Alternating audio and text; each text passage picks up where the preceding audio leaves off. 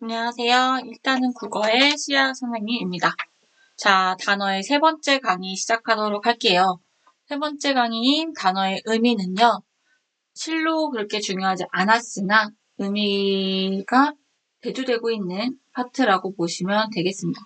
자꾸 허를 찌르는 영역이 나오게 되거든요. 자, 일단 첫 번째 의미의 개념과 자질부터 들어가도록 하겠습니다. 의미의 개념은요, 언어의 형식이 문자로 표기되어 있는 것과 달리 의미 자체는 추상적, 즉 뇌 속에서 존재하기 때문에 정확히 파악하기 쉽지 않습니다. 그것이 지시한 대상 그 자체를 의미하기도 하지만 사람들 머릿속에 떠올리는 개념을 의미하기도 합니다.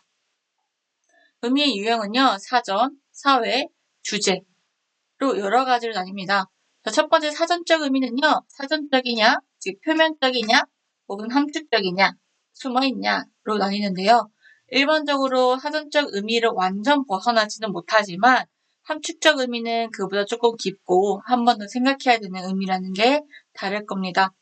사전적 의미는 가장 기본적이고 핵심적인 의미이며 함축적이다라는 것은 연상, 관습 등이 형성되는 의미입니다. 사회적 의미와 정서적 의미는요. 사회적으로는 말을 사용하는 사람의 사회적 환경과 관련된 겁니다. 출신 지역, 지위, 교양 수준에 따라서 선택하는 단어가 달라지겠죠. 반면 정서적 의미는 태도나 감정과 관련된 건데요. 쉽게 말하면 어조입니다. 그래서 쉽게 말하면 어조에다가 밑줄 치시면 좋겠습니다. 그러면은 저 같은 경우는 어조가 조금 좋지 않아서 그래서 많은 오해를 받는 편인데요.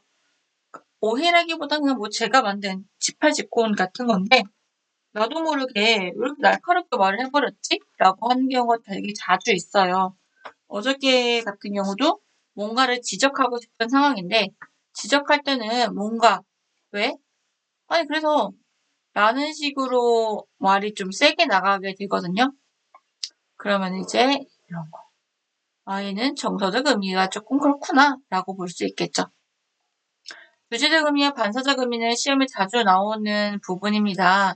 이것도 당연히 자주 나오고요. 함축적 의미는 특히 시에서 중요합니다. 근데 이것도 결국 함축적 의미도 결국 사전적 의미를 바탕으로 한다는 걸 알고 계셔야 된다고요. 문법에선 중요한 거 아니고요. 문문에서 중요한 내용입니다. 주제적 의미와 반사적 의미는요. 일반적으로 우리가 이름이 한송이에요. 제가 가르쳤던 애도 장미향이었나? 선생님이었나? 미향이라는 친구가 있었는데 성이 장씨였어요. 그런 경우. 주제적 의미는 어순의 교체나 강조를 통해서 강조되는 의도이고요. 반사적 의미는 특정한 반응을 일으키는 거고요. 이때 하나 더 하면은 금기어. 그래서 금기어를 대체하는 무슨 어였더라? 무슨 이렇게가 있는데요. 그건 일단 나중에. 의미 자질이 시험에 잘 나옵니다. 풀어봤을 거예요. 소녀는 인간이면서 남성입니다. 성숙하진 않았죠. 숙녀는 인간이지만 남자는 아니고 성숙했습니다. 그럼 이 둘은 두 개의 자질에서 플러스 마이너스가 갈리게 되잖아요. 그럼 서로 반의 관계가 될 수 없습니다. 어릴 때는 이게 좀 궁금했어요. 왜 남성 플러스 마이너스지? 여성 플러스 마이너스 하면 안 되나? 라고 생각했지만 디폴트 값이 남성이기 때문입니다. 네, 남성이 디폴트고 남성이 아니면 여성이다. 여성이 아니면 남성이다. 라고 보시면 되겠습니다. 동음, 이의, 소리는 같은데요. 뜻은 달라요. 그러니까 우연히 소리가 같아진 겁니다. 예를 들면 이르다. 도착에 이르단지 말에 이르단지 어디 이르다. 빠르다. 의미가 다 다른데 소리만 같죠? 동음, 이의, 어입니다. 소리는 같은데 표기도 다른 경우가 있어요. 이런 것들을 저는 그걸로 많이 하거든요. 도움이, 뭐지? 도움이요. 둘이? 최소 대립상.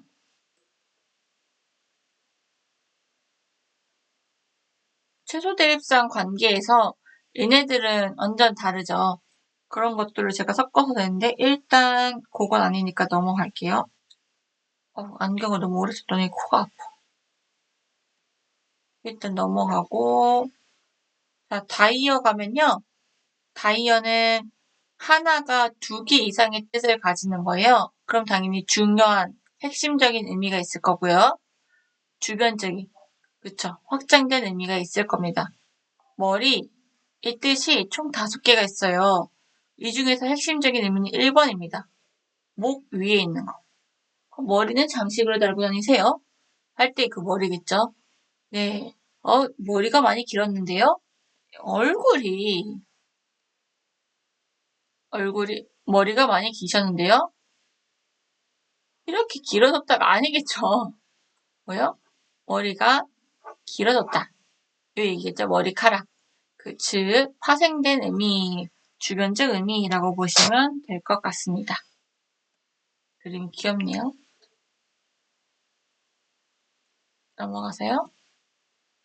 동음이어와 다이어를 비교할 때 동음이어에는 어원 자체가 다르다고요. 얘는 하나의 단어로부터 나왔기 때문에 의미적 연관성이 있습니다. 하나의 표제어예요. 그래서 01, 02, 03 이렇게 이거요. 요렇게요. 요 괄호 친 게 다이어고요. 동음이어는 어원이 다르고 의미적 연관성이 없으며 별개의 표제어입니다. 얘와 얘의 관계 같은 거예요. 1과 2와 3은 각각의 단어고요. 그리고 1, 2, 3, 1, 2, 3 같은 경우가 다이어. 이때 핵심 의미는 요거요. 중심 의미라고 하죠. 요거는 주변 의미요. 이렇게 나뉘게 되겠습니다. 자, 단어들의 유의, 반의, 상하 같은 걸 한번 따져보도록 할게요. 유의 관계, 반의 관계, 상하 관계가 있습니다. 유의 관계는 단어의 의미가 같거나 비슷한 단어들을 의미해요. 전구지와 부추, 이와 치와, 한글과 순우리말, 뭐래요? 한글, 순우리 똑같은 말죠? 한자와 순우리말 같은 관계고요. 금기어와 완고어, 아까 제가 얘기했던 거, 금기어, 완고어가 된다. 화장실 진짜 메이크업 룸이잖아요. 진짜 메이크업 하는 곳이 아니죠. 메이크업도 하지만 실질적으로는 네, 용변을 보기 위한 거잖아요. 근데 변소 갔다 올게요. 토일렛이라고 하면 너무 사람들이 너무 연상이 되니까 네, 이거 파우더룸이라고 하는 거겠죠. 유의관계는 건 대체로 대체해도 크게 의미가 달라지지 않지만 하지만 뒤가 중요하죠. 의미가 전적으로 동일하지 않기 때문에 문맥에 따라 바꾸기 힘든 경우도 있어요. 예를 들면은 틈. 시험에 나왔던 건데요. 틈하고 사이. 어느 틈에 이렇게 벌어졌니? 어느 틈이 벌어져서 공기가 들어온다. 어느 사이가 벌어져서 안 되죠. 사이는 물리는 안 된다는 거예요. 추상은 돼요. 비물리라고 해야 되고 추상적인 건 되고요.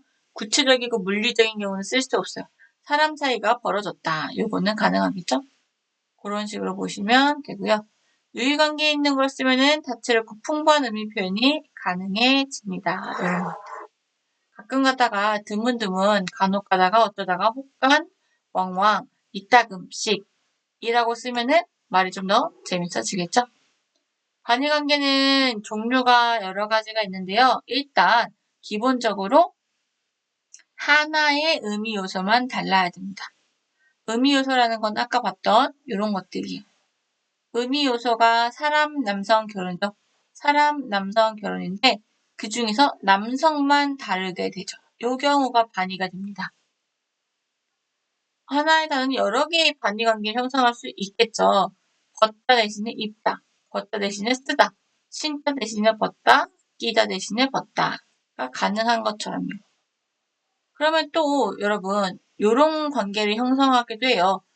입다, 쓰다, 신다, 끼다는 유의관계를 갖기도 합니다. 모순과 반대관계를 봤을 때요. 모순은 중간항이 있으면 안 돼요. yes or no. 그쵸? 뭐 아니면 도입니다. 근데 반대는요. 큰 거의 반대가 꼭 작다는 아니죠. 크다의 반대가 꼭 작다가 아닐 수도 있습니다.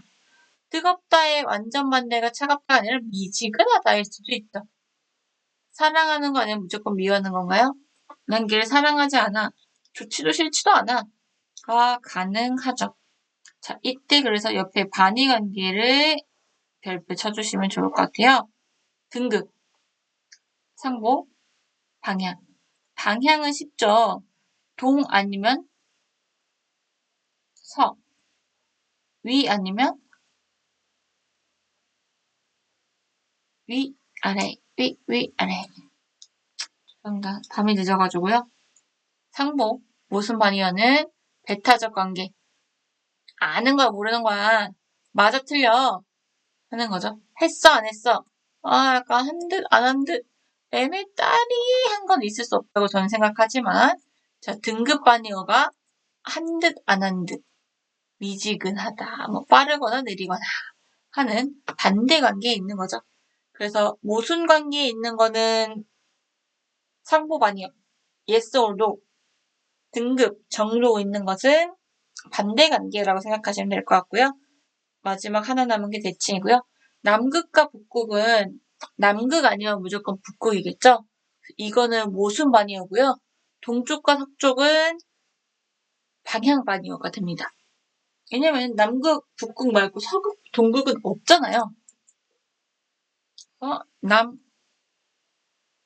북 이거인 걸로 알고 있습니다.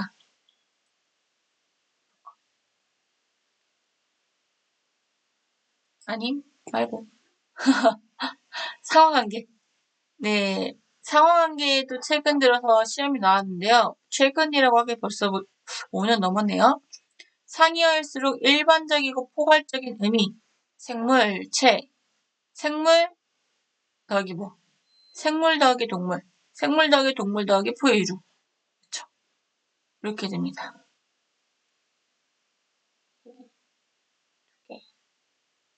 네, 이렇게 있는 거죠. 그리고 하이일수록 개별적이고 한정적이에요. 생물체는 다 그렇다. 사람은 다 그렇다. 굉장히 포괄적이죠, 얘가. 네.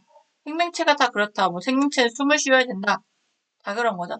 인간은 숨을 쉬어야 된다? 인간 종만 그런 거죠. 굉장히 한정적으로 수식하고 있는 거죠. 네, 그래서 상이어일수록 의미 요소는 적고요. 상이어는 예를 들어서 생명 플러스. 근데 인간은 플러스 생명. 근데 인간은 플러스 생명, 플러스 동물, 플러스 포유류. 만약 사람 중에서도 I 였다 칩시다. I는 마이너스 I 이렇게 됐을 거예요. 이렇게 있겠지만 동물 합시다. 동물. 네. 그러면은 동물은 플러스 생명이라는 하나의 의미 요소밖에 없는데 얘는 의미 요소가 여러 개가 되죠. 그래서 하이어일수록 의미 요소가 많아진다는 얘기입니다. 그리고 이때 상하이 관계는 굉장히 상대적이에요. 이때 상대적이라는 거는 동물이란 거는 하이어이면서 상이어죠. 포유류라는 거는 하이어이면서 상이어죠. 그런 의미로다가 상대적이다.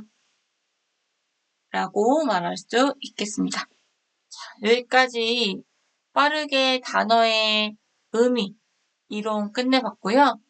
단어의 의미는 문제를 그냥 여기서 바로 푸는 게 낫겠네요. 자, 147번 활주로를 달린다, 해결하는 길이다. 자, 활주로라는 것은 어떠한 단어의 하이어고 길이란 것은 어떠한 단어가 추상화된 것이다. 자, 이때 여러분에게 항상 기억하라고 했던 게 요거 같은데요. 뭐냐면은 인생의 방향, 목적, 목표 등을 상징한다라고 했어요. 뭐가요? 길이라는 단어가요. 그것을 여러분 기억하시면서 풀어보시면 좋을 것 같아요. 아니, 왜 이게 정답률이 36%지? 이해가 안 가지만, 일단 2006학년도라는 굉장히 오래된 문제이기도 하고요. 36%의 정답률을 가지면서 나머지들이 21, 25로 되게 근소치로 오답이 나왔어요. 자, 일단 활주로라는 것은 어떤 길의 하이어겠죠? 동해 안 될 거고요. 손가락 안 될 거고요. 잠깐만. A는 어떤 단어의 하이어이고 어, 어? 아, 길이라는 단어의 하이어고 이거는 길에 어떤 의미가 추가된 거죠. 아, 그죠. 이렇게 되는 거죠. 동해와 바다. 동해는 바다의 하이어이고 바다는 새로운 의미가 추가된 게 아니죠. 즉, 손가락은 손의 하이어고 아니죠. 손의 하이어가 어떻게 손가락이 됩니까? 요걸 여러분들이 많이 틀리게 되는데요. 손가락의 하이어는 그쵸. 손의 구성 요소에 해당되는 겁니다. 요거를 몰라서 이걸 틀린 거예요. 얘네들의 관계는 전체와 구성 요소. 이거는 특별한 뜻이 더해진 게 맞아요. 근데 이게 아닙니다. 맞고요. 아니고요. 해바라기는 씨앗의 일부가 아니죠. 이거는 꽃이기 때문이죠. 그리고 성공의 씨앗이다. 이건 가능하겠죠. 어젯밤 악몽에 해달렸어. 그래서 꿈 종류에는 악몽이 있을 수 있죠. 이때 꿈은 dream이 아니라 내 목표는 아이디어 이상적인 것은 이거다. 답은 4번이 되겠고요. 오늘은 남풍이 불겠습니다. 바람의 하이어 맞죠? 나의 바람은 이때 바람은 바라다의 의미인 거죠. 윈드의 의미가 아니죠. 그래서 남풍이 불겠습니다는 바람의 하위어이면서 이것의 관계가 아니겠습니다. 이것도 틀렸다고 봐야 될 것 같아요. 그러면은 답은 4번이 되고요. 많은 오답들이 2번과 3번에서 오답이 나왔던 것 같은데요. 잠시만요. 네. 2번 21%, 3번 29%. 상당히 많이 헷갈렸나 보네요. 다 옛날 문제밖에 없어요. 그러니까 요즘 트렌드가 아니라는 거야. 최근에 막 이렇게 나오기 시작하면서 우리를 혼란스럽게 해요. 까먹을 때쯤 나와. 2005년, 6년 나오다 갑자기 5년 후에 까먹을 때쯤 또 나와. 심지어 고난도야. 고난도인 건지 애들이 그냥 자꾸 틀리는 건지는 잘 모르겠어요. 네. 일단 가볼게요. 자, 2005년에 나오고 10년에 나온 10년 만에 나온 문제입니다. 자, 2005년 볼게요. 저희들, 여희들 같은 거죠. 저기, 여기와 같은 건데요. 자, 이것과 비슷한 뜻을 가진 것은 입니다. 이때 저희들이나 너희들은 희가 복수성을 갖고 있어서 저희 너희만으로도 복수를 표현할 수 있는데 굳이 들을 붙여서 중복하여 표현한다. 즉 다른 말로 이중 중복이단데요. For example 예시로 들면은 역전압 같은 게 있습니다. 앞인데 앞이란 뜻이 반복되는 거죠. 비슷한 게 또 몇 개 있었는데 까먹었습니다. 뼈하고 골, 그죠? 골수라는 의미를 갖고 있기 때문에 뼈하고 골이란 게 의미는 중복됩니다. 하지만 앞말의 일부를 중복하여 표현한 게 아니라 전체가 똑같은 게 반복돼. 곱하기 2죠. 그래서 이런 경우는 여기에 해당된다고 엄밀히 말하기 어렵다. 근데 저 같으면 1번하고 넘어갔을 것 같긴 해요. 외가, 할머니, 어머니의 친정, 집이란 뜻이죠. 근데 집가자에 이미 집이란 의미가 있어요.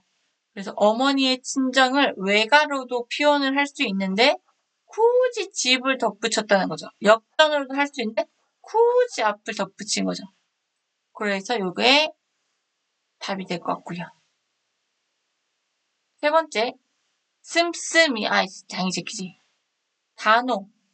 단호가 날이라는 뜻이 아니죠. 교차로 같지 않죠.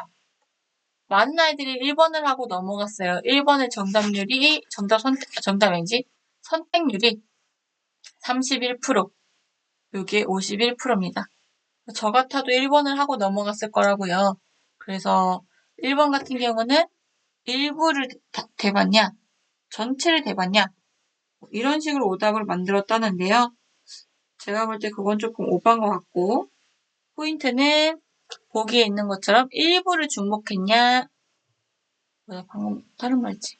일부를 중복했냐, 전체를 중복했냐, 요걸로 오답을 찾으셔야 되는, 보기를 잘 읽고 문제를 풀었어야 되는 부분입니다. 자, 오른쪽 넘어가서 150번 볼게요. 자, 입다라는 것을 토대로 만든데요.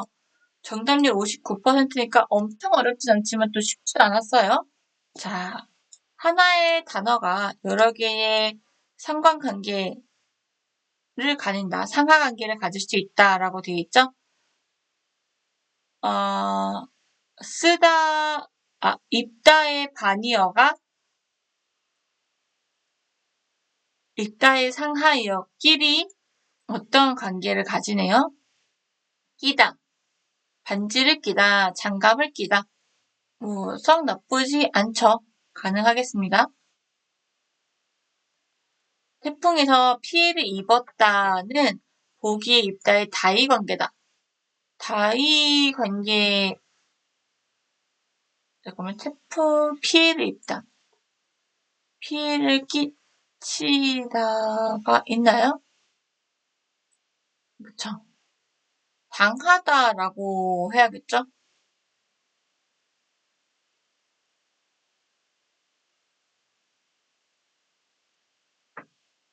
그래서 이때는 당하다는 유의관계라고 표현할 유의관계가 아니죠.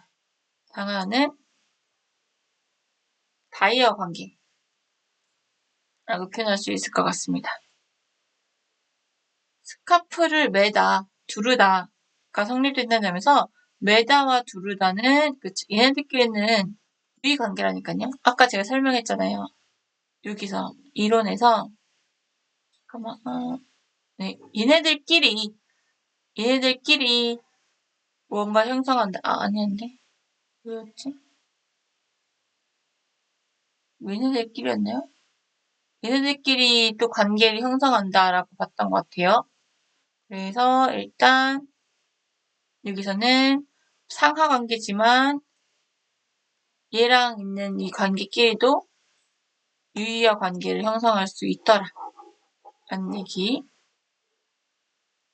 넘어가서 맞는 말이니까 쓰다와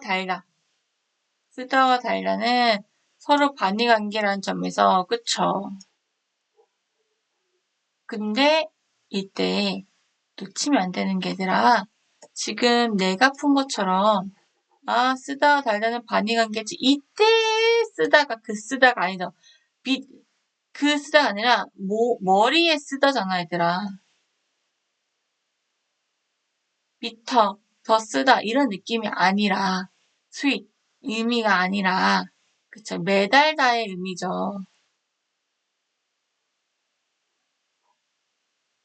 그래서 안 됩니다. 답은 4번. 왜 틀린 거야 도대체? 고의 녀석들이 틀린 건가? 일단 5번까지 볼게요. 옷에 이름표를 달다. 그쵸? 매달다. 이름표를 붙이다. 같은 의미죠. 매달거나 붙이거나. 근데 붙이다와 입다를 상하관계를 볼 수 있다.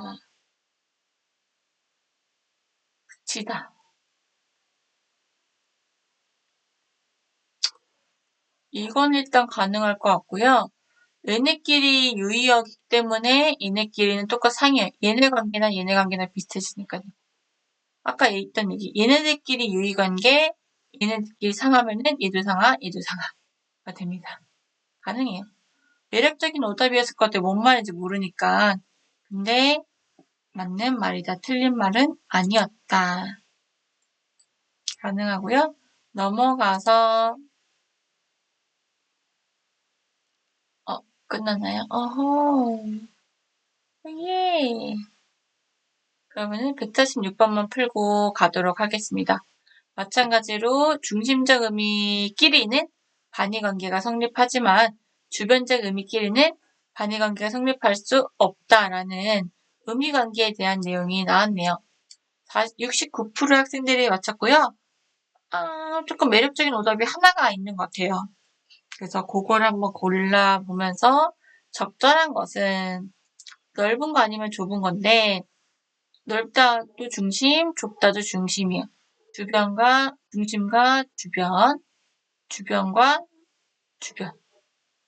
자, 중심적 의미끼리는 반의가 성립한다. 중심이냐? 결심이 서도 안 되죠. 사람이 쓰는 거죠. 요직에 앉다. 차렷자세 서다. 맞죠. 장대에 앉다. 맞죠. 그럼 2번. 그러면 틀리는 겁니다. 왜냐면요. 차례자리를 서다는 중심 의미가 맞는데 요거는 사람이 앉는 게 아니라 새 곤충 따위가 일정한 곳에서 앉는다. 이게 놓는다. 이 의미이기 때문에 이때는 중심이 아닙니다. 사람이 아니기 때문에요. 칼날이 서다 아니겠죠. 전봇대가 서 있다. 일렬로 서 있다. 네. 근데 이때 전봇대는 사람이 아니니까 쓸 수 없죠. 주변이죠. 쓰는 건 사람이 서는 거다라는 걸 알 수 있습니다. 자, 그럼 답은 1번 아니면 5번이겠네요. 1번이 아니었으니까 답은 5번이겠네요. 2번이 아니었으니까. 방석을 깔고 한다. 그죠? 이거죠? 바로 이거지. 이거죠? 답은 5번. 매력적 오답이 2번이었던 것 같아요. 저처럼 이렇게 푸시면 틀립니다. 사람이 아닌 경우는 여기선 주변적 의미라고 보는 게 맞다. 이렇게 보시면 되겠습니다. 푸는 방법은요. 중심과 주변 의미를 일단 골라내시는 건데요. 중심 의미가 뭔지를 못 찾으면 그때부터 좀 힘들어지는 거죠. 만약에 내가 이게 왜 중심이고 이건 왜 주변인지 모르겠다 하는 대군과 공주들은 저한테 자주 묻지 마시고 물어도 되는데 묻지 말라는 거는 좀 찾아보라는 거야. 확실히 본인이 찾아보면 조금이라도 더 기억이 남거든요.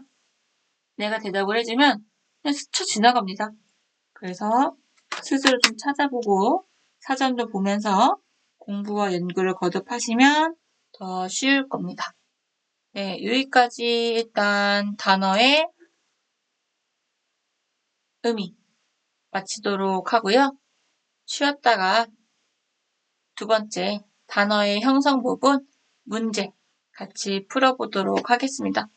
고생 많았고요. 쉬었다가 단어의 형성 문제 같이 보도록 하겠습니다.